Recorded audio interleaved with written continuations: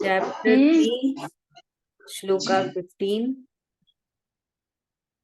कौन करेगा? बुआ जी चैंटिंग करेंगे। आपके साथ क्या? हाँ जी। अच्छा, चलेगा।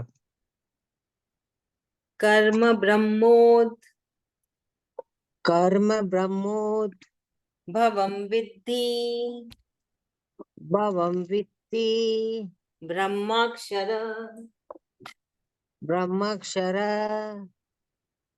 समुद्भवम समुद्गमम समुद्भवम समुद्भवम तस्मात् सर्वगतम तस्मात् सर्वगतम ब्रह्म ब्रह्म नित्यं यज्ञे नित्यम यज्ञे प्रतिष्ठितम।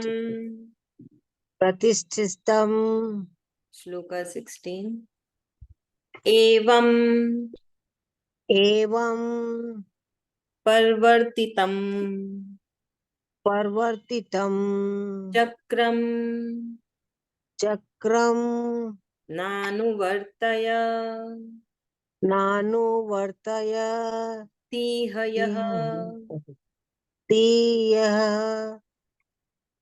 अघायु अघायु रिन्द्रियारामो रिन्द्रियारामो मोघम पार्थ मोघम पार्थ सजीवति। सजीवति। श्लोका 17 यस्त्वात् यस्वात् मरतिरेव मरतिरेव स्यादात् स्यादान्त मतृप्तश्च मत्रश्च त्रश्च मतृप् मत्रश्च तृप्तश्च मतृप्तश्च मानवः मानवः आत्मन्येव आत्मन्येव च सन्तुष्टस् च सन्तुष्टः तस्य कार्यं तस्य कार्यं न विद्यते। न विद्यते। Thank you. अभी हम देखते हैं कृष्ण भगवान जी श्लोका 15 में क्या कह रहे हैं।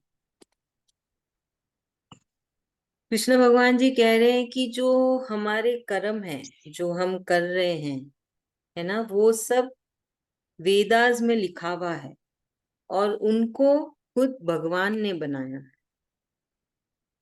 तो ऐसा नहीं है कि भगवान ने कुछ भी बोल दिया करने के लिए, है ना, ऐसा नहीं है। भगवान ने इंसान बनाए, फिर इंसान को क्या करना है पहले वो खुद आजमाए, है ना, वो एक खुद आजमाए कि इंसान ये कार्य कर सकता है क्या, इस गुण में रह के, इस स्वभाव में रह के, इस ना परिस्थिति में रह के वो ऐसे कर्म कर सकेगा क्या। फिर उन्होंने ये सारे कर्म मनुष्यों के लिए बनाए हैं। तो जैसे होता है ना, अगर एक नया प्रोडक्ट, कुछ भी नया सामान जब, है ना, मार्केट में आता है, जब एक कंपनी कोई नई, सपोज एक नई क्रीम ही बनाई हो किसी कंपनी ने, लक्स ने चलो एक नई क्रीम बनाई, तो पहले वो 6 महीना उस क्रीम को टेस्ट करती है अलग अलग लोगों के ऊपर, अलग अलग, है ना, क्योंकि हर इंसान की चमड़ी अलग होती है।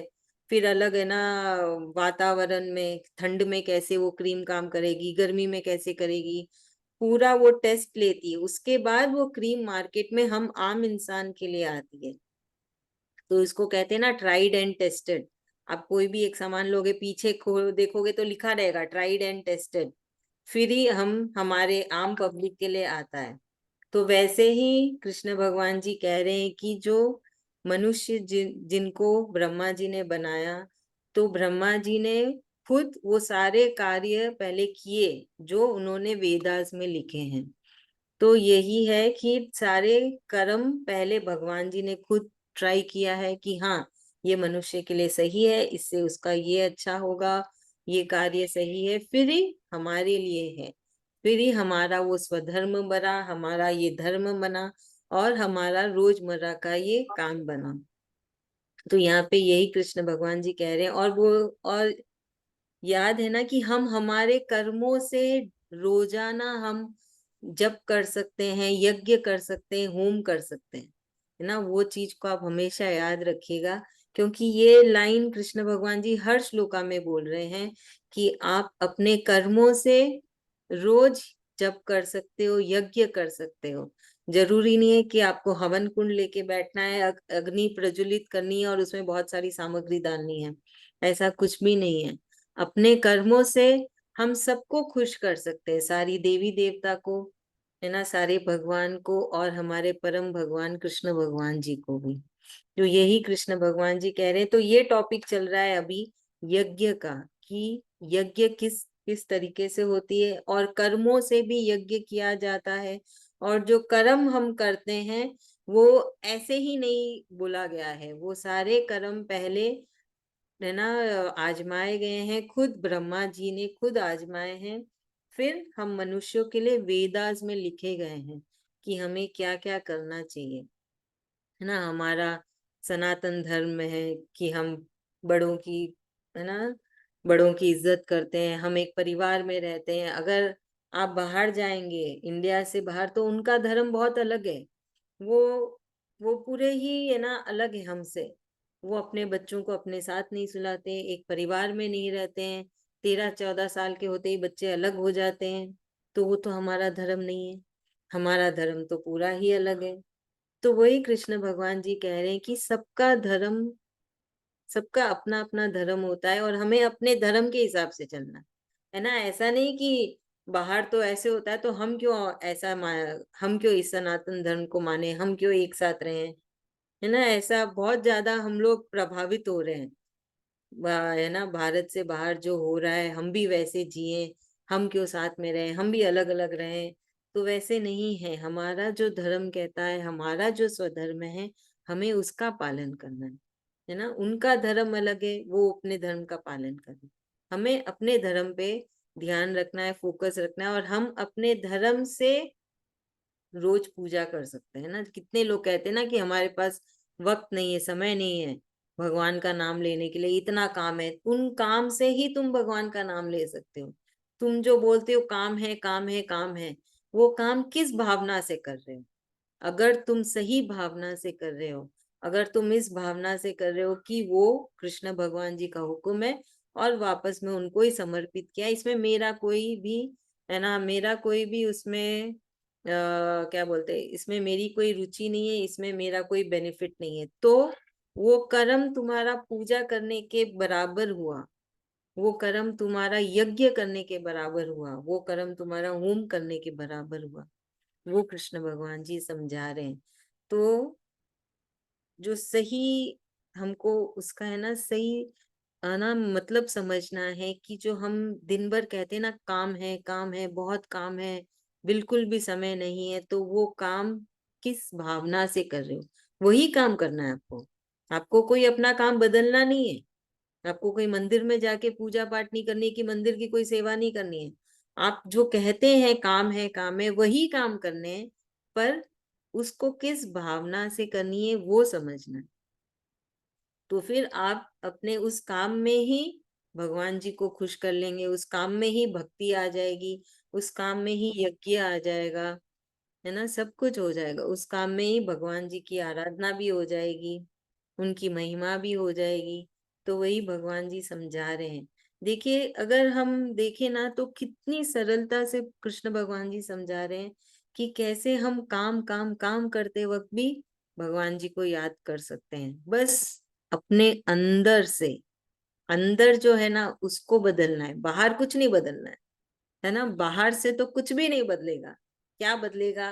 अंदर से हमारा मन, हमारा स्वभाव, हमारी, क्या, हमारी भावना, हम किस तरह से सोच रहे हैं, हमारा दिमाग, हमारी इंद्रियां, यही सब, इनको ही बदलना है, इनको सही दिशा में लेके जानी है। तो चलिए अभी कौन समझाएगा इसे। सरोज भाभी।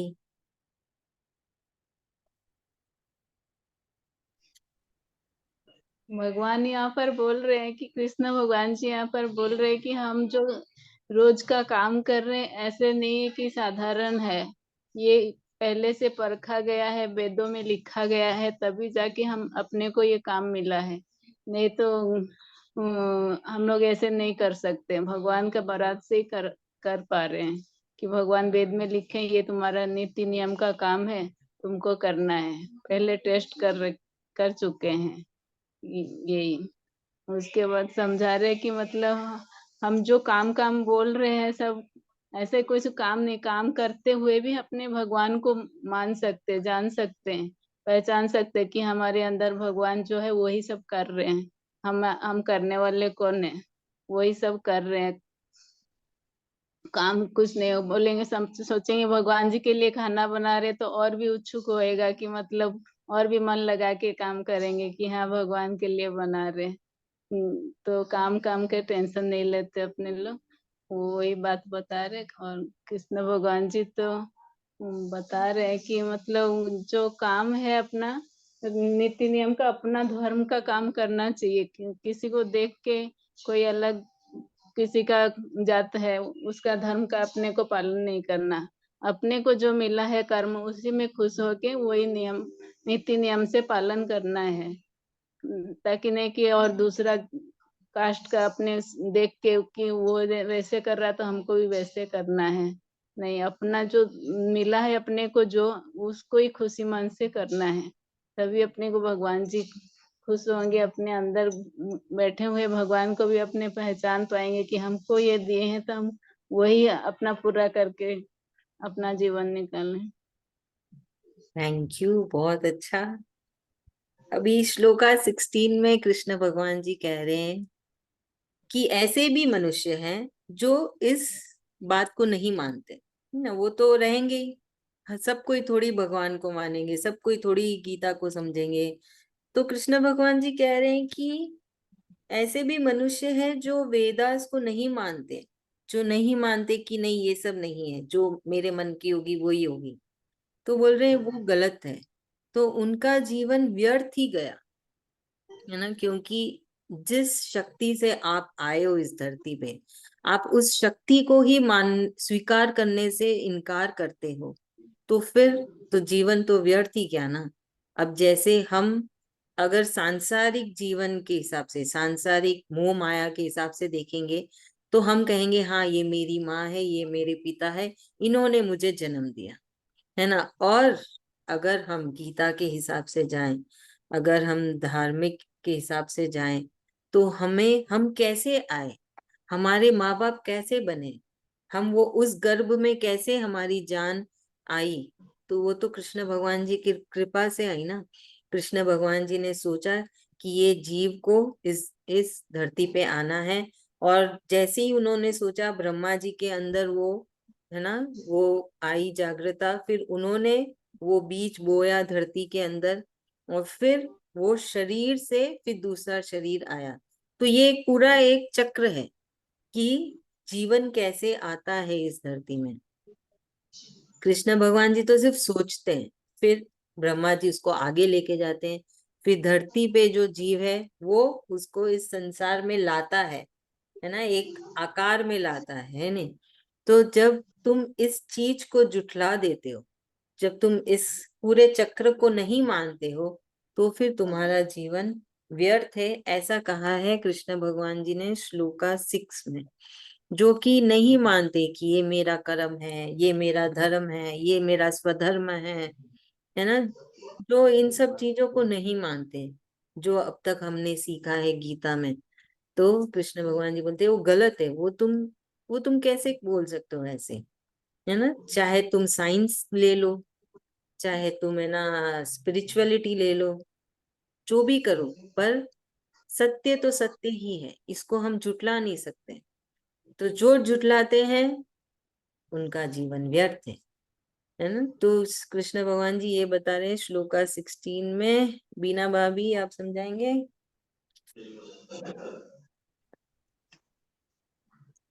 कृष्ण भगवान जी यहाँ बोल रहे हैं कि जो हम लोग को जीवन मिला है तो मतलब वेदास और मतलब पढ़ने के लिए, न कि व्यर्थ में, मतलब जो ये नहीं किए, जो मतलब वेदा नहीं पढ़े चाहे गीता जी नहीं पढ़े, उसका जीवन जैसे व्यर्थ है।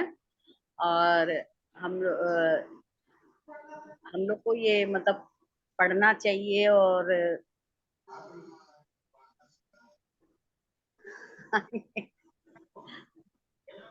कोई नहीं, ठीक है, थैंक यू। तो यहाँ पे हमने सीखा कि जल जीवन देती है ना। जल जीवन कैसे देती है? क्योंकि अभी हमारा ये शरीर है, हमारा शरीर कैसे चलता है? जल से चलता है, हवा से चलता है और अन्न से चलता है। तो अन्न के लिए क्या होता है? क्या हम जाके वहां पे कुछ डालते हैं? जहाँ पे है ना खेत है, खलियान है, कुछ नहीं डालते हैं। सिर्फ पानी डालते हैं और वहां से सब्जी उग जाती है। पानी डालते हैं, फूल आ जाता है। पानी डालते हैं, फल आ जाता है ना। सिर्फ जल। तो जल का कितना महत्व है कि जल जीवन देता है। तो कृष्ण भगवान जी बोलते हैं ऐसे कर्म करो कि तुम्हें जीवन देने वाला जल मिले, ना कि जीवन लेने वाला जल। तो जल जीवन कैसे लेता है? जब बहुत ज्यादा है ना ये बारिश होती है, जब समुन्दर में सुनामी आता है ना, तो बहुत बारिश होने से तो नदियां बह जाती है, तो जीवन ले लेती है। तो वो भी तो कर्मों के वजह से ही वैसा हुआ ना, जैसे ग्लोबल वार्मिंग। तो ये कृष्ण भगवान जी कह रहे हैं कि जल जल एक सिक्के की तरह है जिसका दो पहलू है। एक जो जीवन देता है और एक जो जीवन लेता है। तो वो मनुष्यों के कर्मों के वजह से वो सिक्का चलता है ना। अगर हम अच्छे कर्म करें तो हमें जीवन देने वाला जल मिलेगा, और अगर हम ऐसे कर्म करेंगे मनुष्य, तो उससे जीवन लेने वाला जल मिलेगा। तो ये जो पूरी सृष्टि कृष्ण भगवान जी ने बनाई है, वो मनुष्यों को दिया है उसका भार कि तुम इस सृष्टि को चलाओ अच्छे से। क्या हाथी चला सकता है इस सृष्टि को? क्या कुत्ते चला सकते हैं? नहीं, वो नहीं चला सकते। उनमें इतनी क्षमता ही नहीं है, उनको वो कार्य ही नहीं दिया गया है। तो ये कार्य किसे दिया गया है? जितने भी जीव जंतु हैं, हम भी एक जीव ही हैं, तो मनुष्य को दिया गया है कि तुम्हें इस धरती को चलानी है, इस सृष्टि को चलानी है। तो हमें पूरी अपनी तरफ से पूरी चेष्टा करनी चाहिए कि हम अपनी तरफ से पूरा ऐसा करें कार्य, ऐसे कर्म करें जिसे हमें जीवन देने वाला जल मिले, और कम से कम जीवन लेने वाला जल आए इस धरती पे, है ना। जैसे पहाड़ों पे, हिल स्टेशन पे इतने ज्यादा घर, इतनी ज्यादा बिल्डिंग बन रही है कि वहां का संतुलन बिगड़ता है, और उसके वजह से ही तो लैंडस्लाइड होते हैं। घर है ना फिसल के गिरते जा रहे हैं।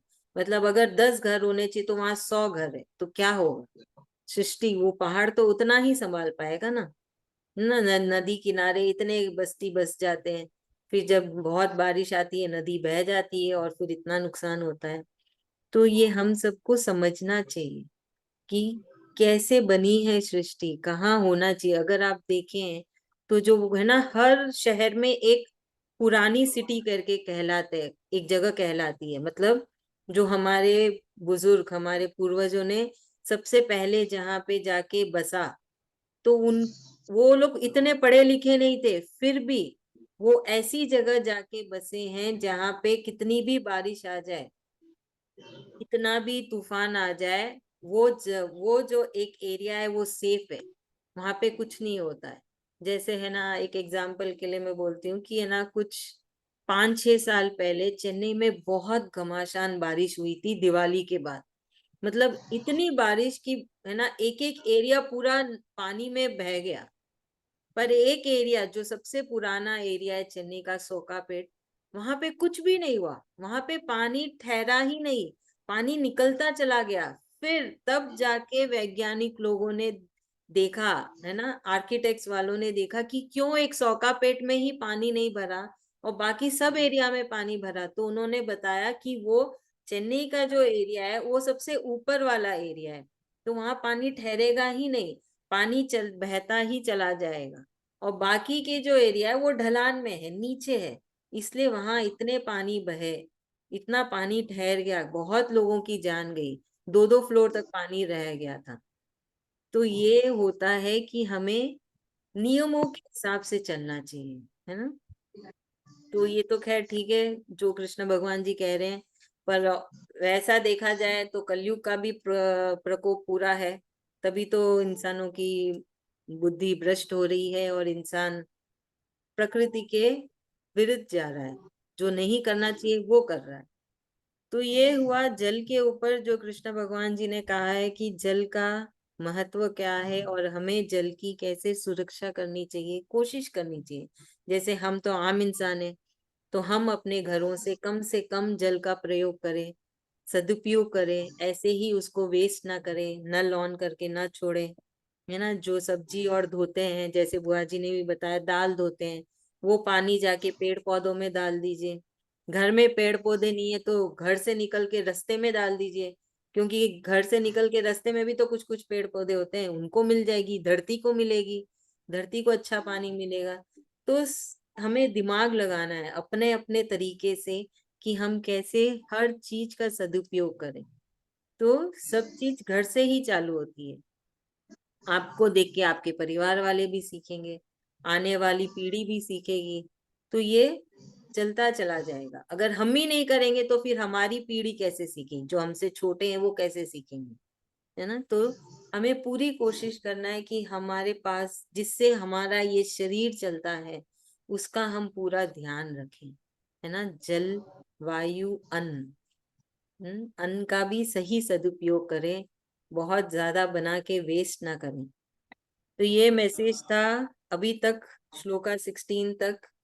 चलिए अभी नेक्स्ट हम चलते हैं श्लोका 17 पे। तो यहाँ पे अभी कृष्ण भगवान जी बता रहे हैं उन महान आना, महान जीव, महान इंसान की, जो कि कृष्ण भगवान जी में लीन है, जिन्होंने कृष्ण भगवान जी के बताए रास्ते में चला और वो कामयाब हुए कि वो अपने अंदर की जो आत्मा है उसको महसूस कर सकें और उसमें ही हमेशा लीन रहे। तो वो इंसान कैसा होगा, वो इस संसार में ही है, वो अपने परिवार में ही है, पर वो हमेशा अपनी आत्मा में लीन है। और आत्मा कौन है, कृष्ण भगवान जी की ही आत्मा है, एक छोटा सा अंश है। तो हमेशा कृष्ण भगवान जी में ही लीन रहता है, उसको कुछ भी सांसारिक जीवन से मोह माया नहीं है। वो सिर्फ यही समझता है कि ये कृष्ण भगवान जी का हुक्म है, मुझे ये कार्य करना है, और वो कृष्ण भगवान जी के नाम में लीन है, चैंटिंग में लीन है। तो कृष्ण भगवान जी कहते हैं कि ऐसे जीव के लिए, ऐसे महान इंसान के लिए कोई भी कार्य नहीं है, क्योंकि वो कोई भी कार्य अपने हित के लिए कर ही नहीं रहा है। वो खुश है, वो संतुष्ट है, उसके पास जो है जैसा है, और वो सिर्फ मेरे नाम में लीन है, मेरी भक्ति में लीन है। तो ऐसे इनसे तो वो तो महान आत्मा कहलाया ना, वो तो योगी कहलाया, तो उसने तो एक पदवी ली योगी की।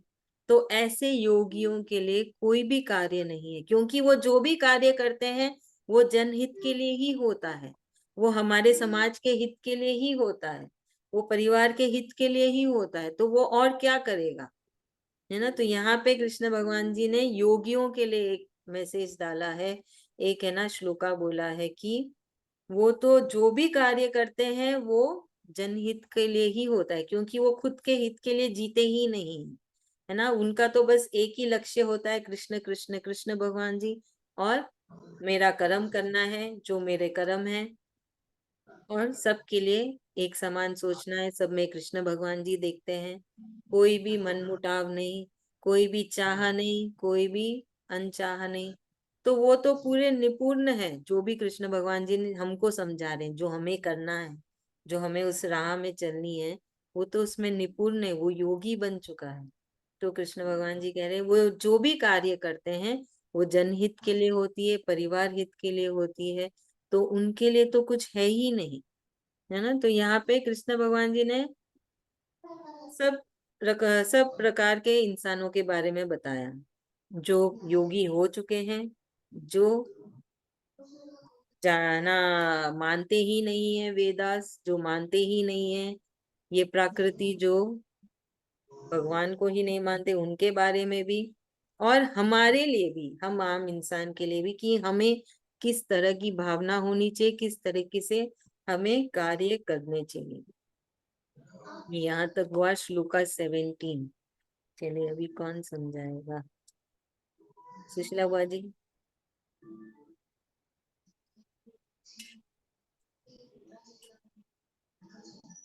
श्लोका 17 क्या? हाँ,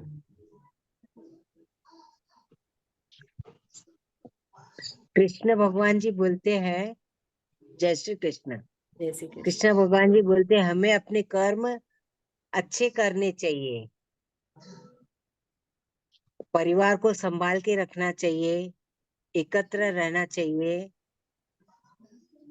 हम जीव जंतु नहीं है, हम पशु, हम जानवर नहीं है जो हमें कुछ नहीं मालूम है कि हमको कैसे रहना है। भगवान ने हमको बुद्धि दी है, हम मनुष्य है, हमको कैसे रह के घर को एकत्र करके रहना चाहिए। और जल, जल के ऊपर जो आपने बताया, जल देने वाला होता है और एक जल लेने वाला होता है। तो अगर प्रकृति पे ज्यादा भार पड़ रहा है तो इसलिए जल अपने को ले लेता है।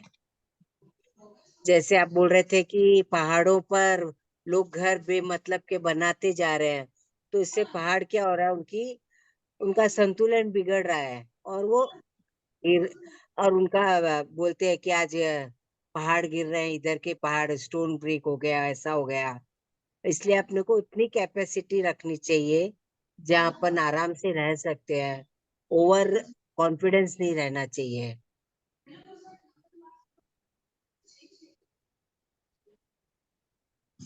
और हर टाइम अपने मन में एक देने का भाव रखना चाहिए, लेने का भाव नहीं रखना चाहिए।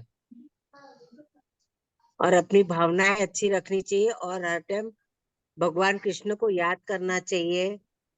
और मन में कि कृष्ण को याद करते करते अपने को, बच्चों अपने जब घर में भगवान कृष्ण को याद करेंगे तो अपने बच्चे अपने को देख के उनको भी थोड़े, कुछ नहीं तो थोड़े बहुत तो संस्कार सीखेंगे ही कि चलो माँ कुछ कर रही है, दादी कुछ कर रही है, इसका मतलब कुछ कारण अपने बच्चों को अपन बोल के सिखा सकते हैं। बच्चे नहीं सीखे वो अलग बात है, अपनी कोशिश रहती है कि अपने बच्चों को अच्छे संस्कार मिले, अच्छी बुद्धि मिले। ऐसे कृष्ण भगवान ने हम सबको समझाया है। Thank you so much. तो है ना। योगी के बारे में तो बताया ना, हाँ जी।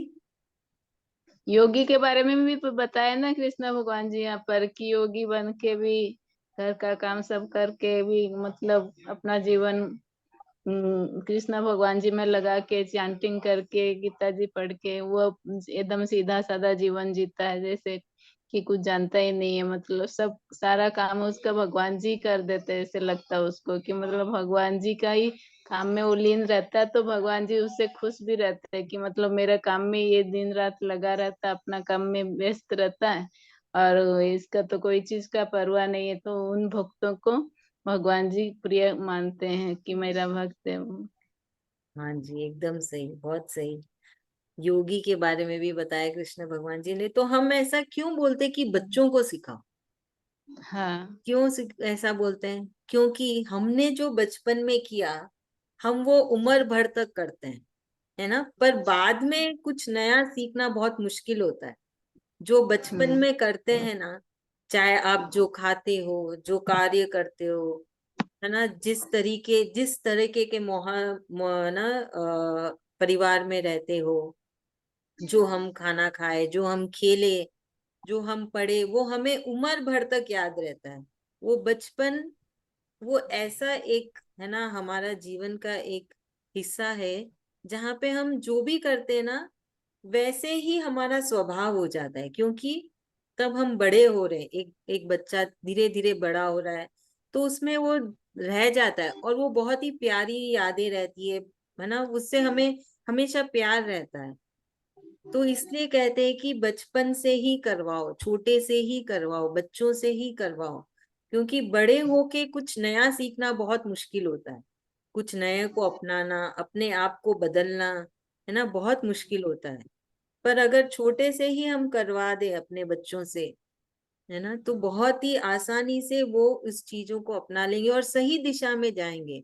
आजकल कितना है कि है ना, लोग बच्चे गलत राह में चले जाते हैं। हम ही चले जाएं, बच्चे क्या है, हम ही गुमराह हो जाते हैं ना। कितनी सारी चीजें बाहर चल रही है। तो हमारी हमारी तरफ से तो हम कोशिश करें कि अपने बच्चों को हम सही राह में ले जाएं। क्योंकि हमें और क्यों भगवान जी को याद करना चाहिए, क्योंकि हमेशा हम अपने बच्चों के साथ नहीं रह सकते। जैसे अभी हमारे साथ तो हमारे माँ बाप नहीं है, तो फिर कौन हमारा ध्यान रखेगा, कौन हमारा मार्गदर्शन करेगा। तब तो चाहिए ना भगवान जी, तब तो चाहिए ना कृष्ण भगवान जी। तो कृष्ण इसलिए हमें भगवान। उन्हें हमेशा याद रख करना है, ताकि वो हमेशा हमारे साथ रहे और हमारा मार्गदर्शन करे, हमारी रक्षा करे। हमें थोड़ी पता है कि हमारी तरफ कौन सी मुसीबत आ रही है, किसी को भी नहीं पता रहता। पर कृष्ण भगवान जी को पता रहता है ना।